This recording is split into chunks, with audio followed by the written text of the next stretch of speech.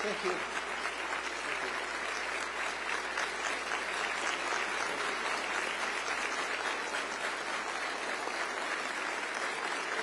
Thank you.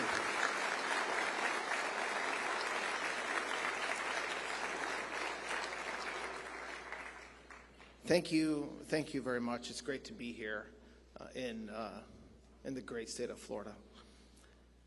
Today, we are announcing an indictment charging Raul Castro and several others with conspiracy to kill U.S. nationals.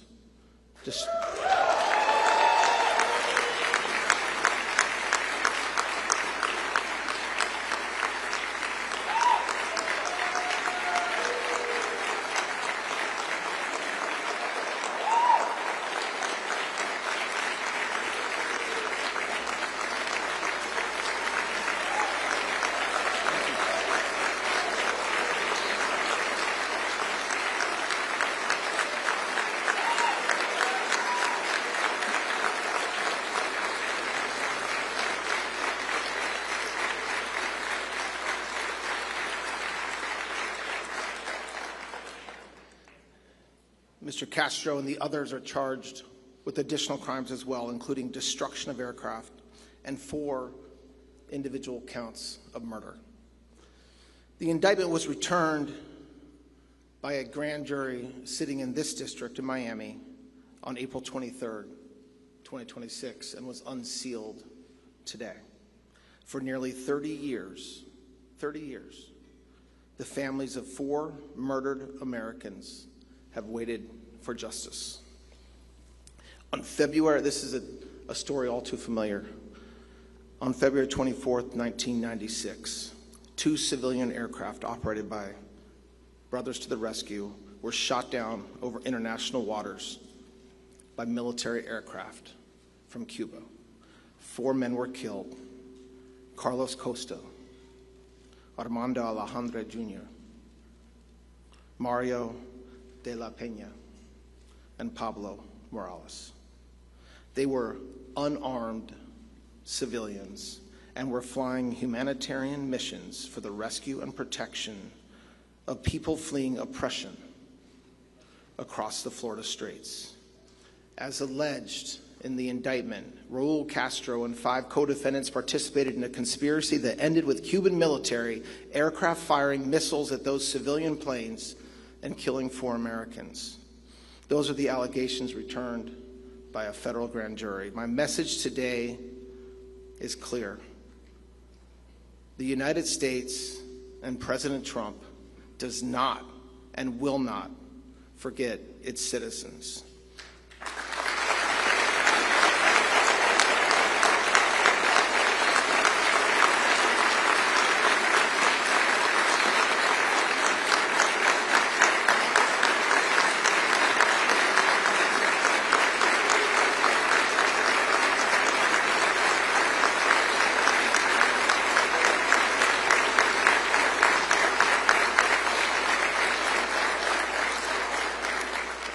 I want to say that we also do not forget the families, the loved ones, and the friends who have carried grief and heartache for 30 years.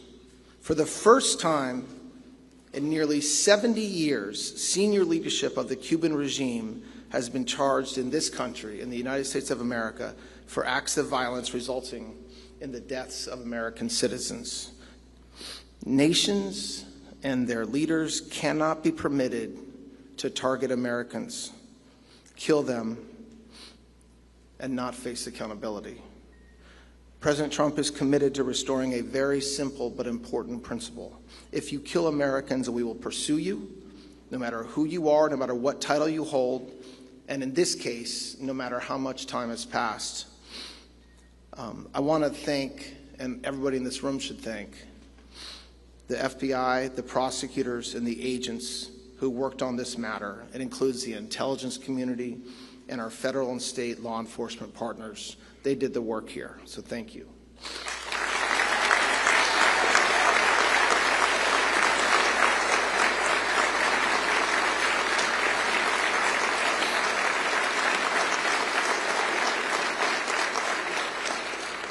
There's a reason why myself and the senator and other leadership are here and not in Washington, D.C. to announce this indictment. The community here, you all, understands the history of the Cuban regime better than anyone in America. Many families here know the cost of oppression. I've heard stories over the past week and past months, every one of them heartbreaking. They know that the pain caused by the regime did not stop at the island's shores. And today's indictment, while it does not bring back the murdered victims, it makes a statement. The United States government has not forgotten these innocent men who were shot out of the sky. And as in every criminal case, the defendants are presumed innocent until proven guilty by a jury of their peers. But today, the Department of Justice has taken an important step and brought this indictment. I'm proud to stand here on this podium with U.S. Attorney Jason Redding Quinones to my right, Chris Rea, Deputy Director of the FBI.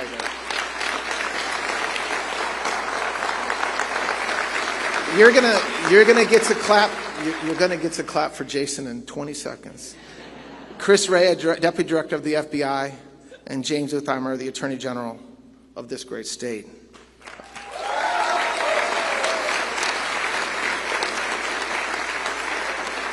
And your great U.S. Senator is here as well. She's very busy in D.C., but wouldn't miss this for the world. So thank you for being here, Senator Moody.